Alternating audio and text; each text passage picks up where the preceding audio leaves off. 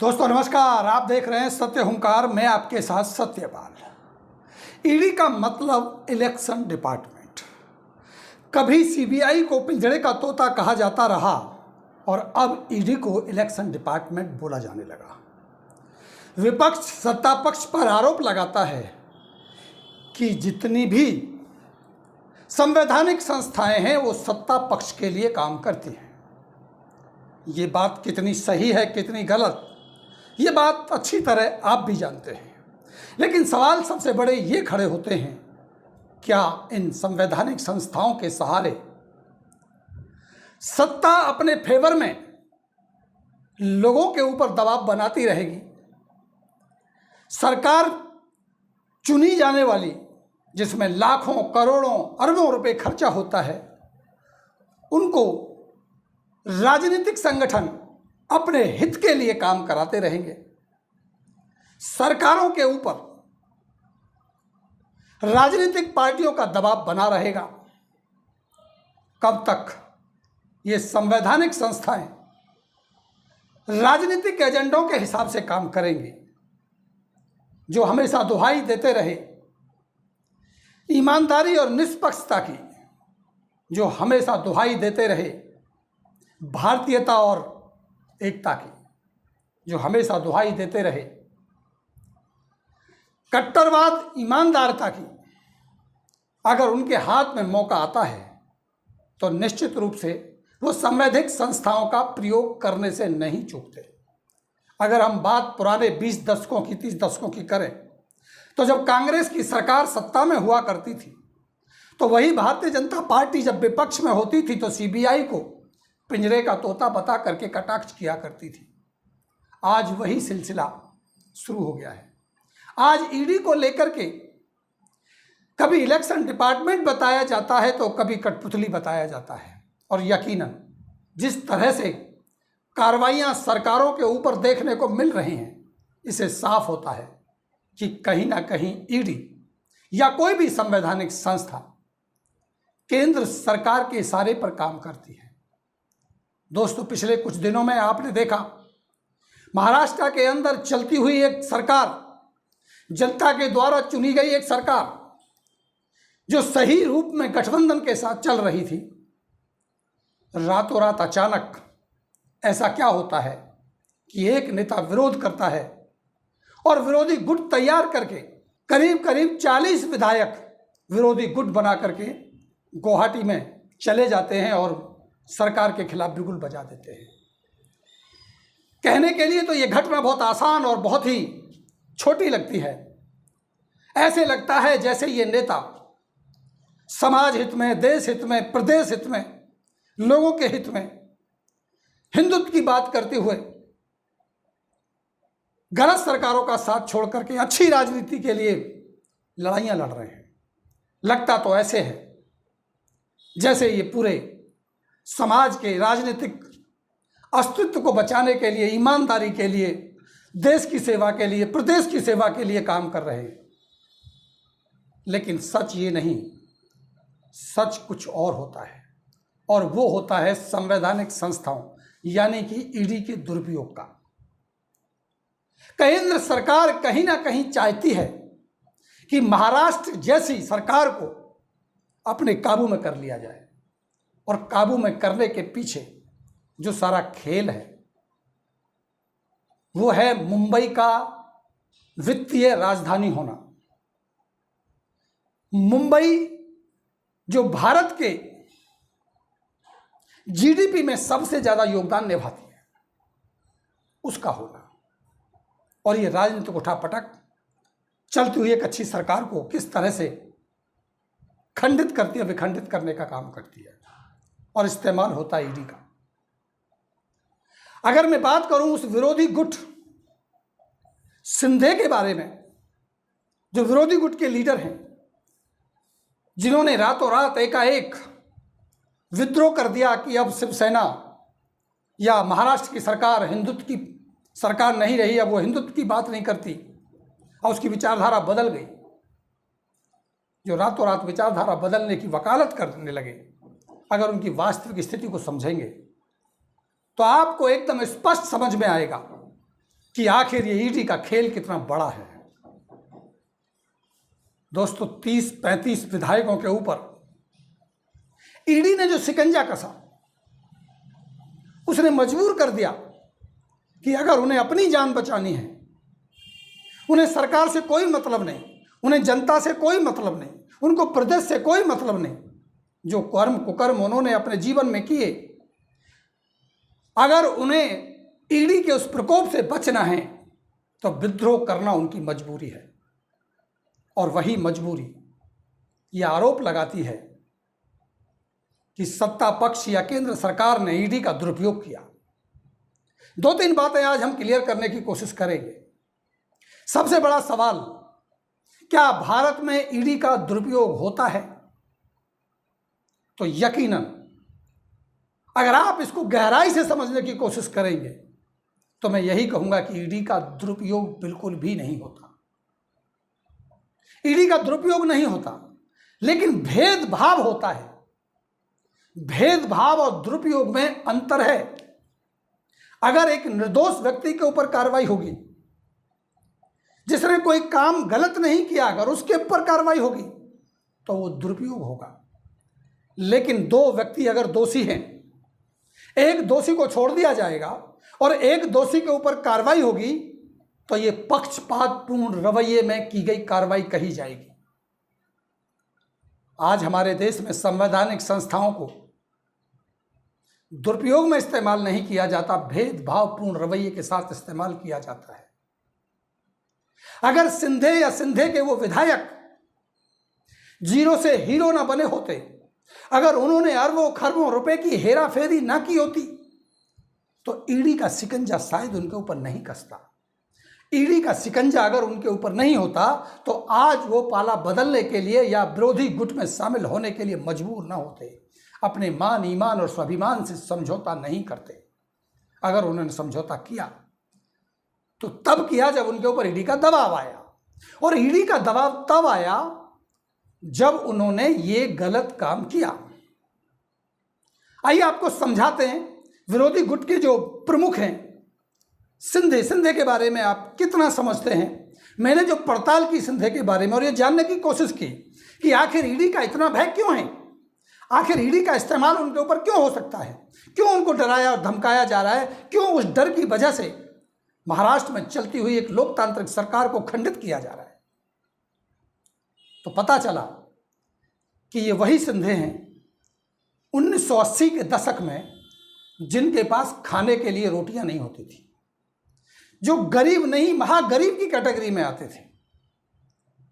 परिवार का पालन पोषण करने के लिए ऑटो चालक का काम करते थे, किसी तरह से 2 समय की रोटी का जुगाड़ हो पाता था। और धीरे धीरे उन्हें आनंद दिघे के यहाँ काम नौकरी मिली ड्राइवरी की, उनको ड्राइवर बन गए और ऑटो का काम छोड़ दिया। दोस्तों, उसी वक्त 1980 के दशक में हिंदुत्व को लेकर के प्रमुखता से बात करने वाले, मुखरता से बोलने वाले महाराष्ट्र के एक बड़े लीडर जो अपनी पार्टी के विस्तार में लगे थे, बाला साहब ठाकरे, उनकी पार्टी में आनंद दिघे के साथ सिंधे ने पार्टी को ज्वाइन कर लिया। क्योंकि जो आनंद दिघे थे वो बहुत ही अच्छे नेता माने जाते थे। वो बड़े अमीर लोगों से बात नहीं करते थे, वो हमेशा गरीबों से बात करते थे और गरीबों के मसीहा माने जाते थे। उन्होंने ऑटो चालक को अपने यहाँ ड्राइवर की नौकरी पे रखा, उनको कुछ जिम्मेदारियां दी, काम कराने लगे और धीरे धीरे कि सिंधे को मुंबई का थाने का पार्षद नियुक्त किया गया, जिसे पार्षद कहा जाता है, सभासद कहा जाता है। पार्षद बनने के बाद रातों रात जिस तरह से सिंधे की जिंदगी बदलने लगी, उसके बाद तो वो एमएलए बने, मंत्री बने, लगातार ऐसे विभाग उनके पास रहे जो मुंबई के सबसे धनाढ्य विभाग माने जाते हैं। और सिंधे ने देखते ही देखते, अगर पूरे 40 साल के कार्यकाल की बात करें, जिसमें 20 साल तो उनको सेटल होने में लगा, अगर अंत के 2002 से 2020-22 की यानी 20 से 22 साल की बात करें तो करोड़ों की नहीं, अरबों की नहीं, खरबों की नहीं, सैकड़ों खरबों की संपत्ति सिंधे ने बना दी और राजनीति में जो एक मुकाम हासिल किया वो एक बड़ा मुकाम हासिल किया। अब आप मुझे बताइए, जो ईडी 50,000 कैश खाते में डालने पर कार्रवाई करने का अधिकार रखती है, वो ईडी इतने बड़े नंबर 2 के पैसे द्वारा या नंबर 2 के काम के द्वारा कमाए गए उस पैसे की जांच क्यों नहीं कर सकती? तो ये मौका, ईडी की कार्रवाई का मौका सिंधे ने दिया, इसीलिए कार्रवाई हुई। क्या ये कार्रवाई किसी और ऐसे नेता पे भी होगी जो ईमानदारी से नेतागिरी करते रहे, ईमानदारी से समाज की सेवा करते रहे? तो ये कहना कि ईडी का दुष्प्रयोग होता है, ये कहना कि ईडी का दुरुपयोग होता है, ये शायद निराधार है, गलत है। लेकिन हां, क्या एक सिंधे ही ऐसे नेता हैं जो जीरो से हीरो बने, जिन्होंने अरबों करोड़ों रुपए की संपत्ति बनाई और उनके खिलाफ ईडी का नोटिस गया? या और भी ऐसे भारत में नेता हैं? क्या भारतीय जनता पार्टी में ऐसे नेता नहीं है? क्या कांग्रेस में ऐसे नेता नहीं है? क्या शिवसेना में ऐसे नेता नहीं है? या अन्य पार्टियों में ऐसे नेता नहीं है? तो यकीनन हर पार्टी में ऐसे नेताओं की भरमार है जिन्होंने रातों रात अमीर होने का काम किया है, गलत तरीके से पैसा कमाया है।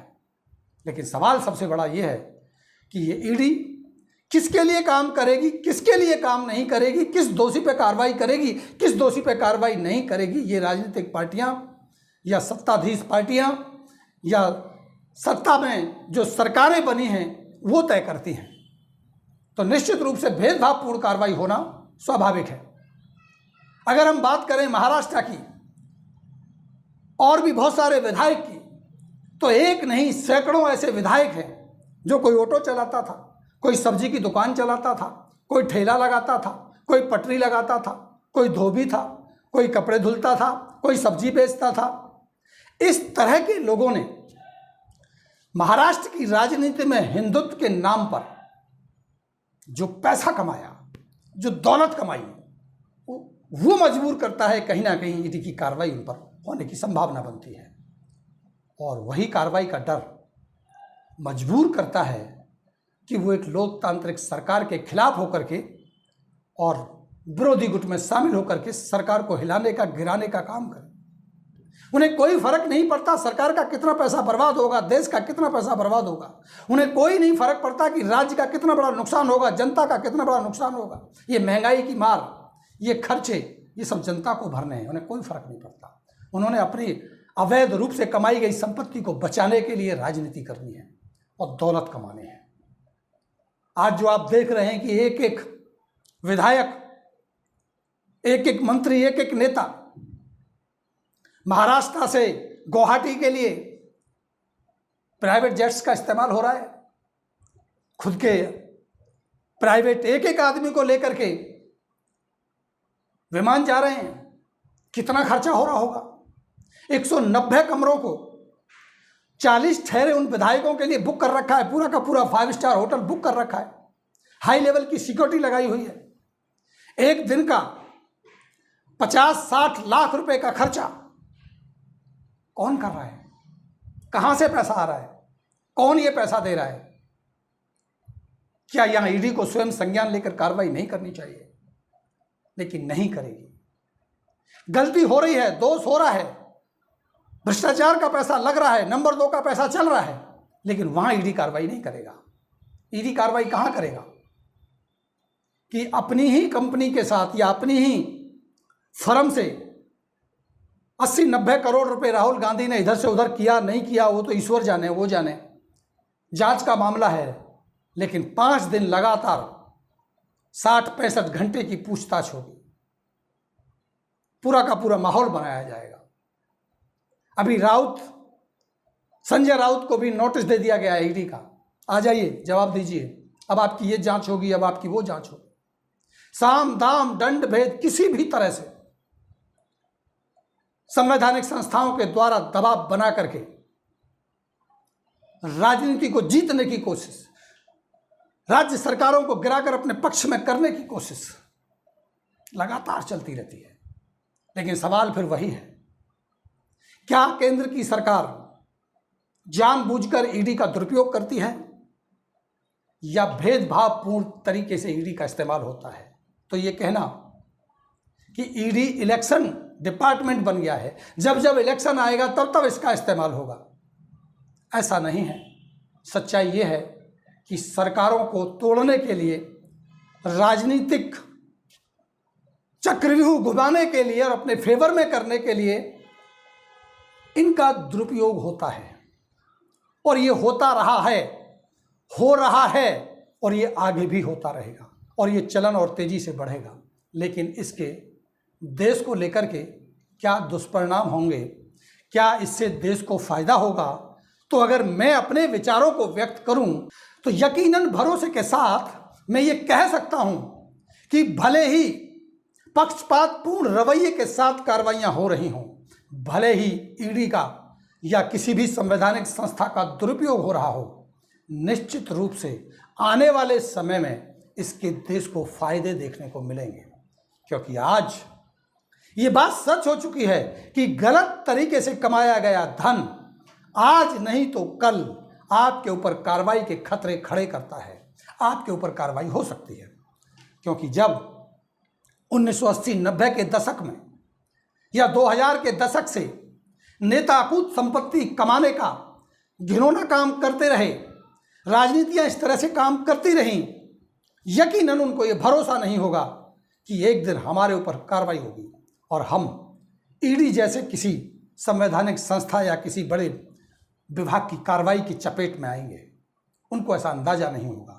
लेकिन आज के नेताओं को इस बात का अंदाजा है कि अगर वो गलत तरीके से अकूत संपत्ति इकट्ठी करेंगे तो निश्चित रूप से एक दिन ईडी जैसी संस्थाओं के घेरे में आएंगे। कहीं ना कहीं वो डर व्याप्त होगा। आने वाले 10 साल, 15 साल या आने वाले कुछ दशकों में ये देखने को मिलेगा कि नेता कहीं ना कहीं गलत काम करने से घबराने लगेंगे। निश्चित रूप से देश के अंदर व्यवस्थाएं बदल रही हैं, मुश्किल हैं, कड़वी हैं, पक्षपातपूर्ण हैं, भेदभावपूर्ण हैं, लेकिन देश के भले में होंगी। अब विपक्ष को भी ये समझ आ गया है कि जब भी उसे मौका मिलेगा वो सत्ता पक्ष में आएगा, और जब सत्ता पक्ष विपक्ष में जाएगा, क्योंकि ये राजनीति का चक्र है, ये समय का चक्र है, ये घूमता रहता है। कभी कांग्रेस की तूती बोला करती थी और बीजेपी वाले सड़क पर लाठियां खाते थे। आज बीजेपी की तूती बोलती है, कांग्रेस वाले सड़क पर लाठियां खा रहे हैं। कुछ और पार्टियां हैं जो सड़क पर हैं।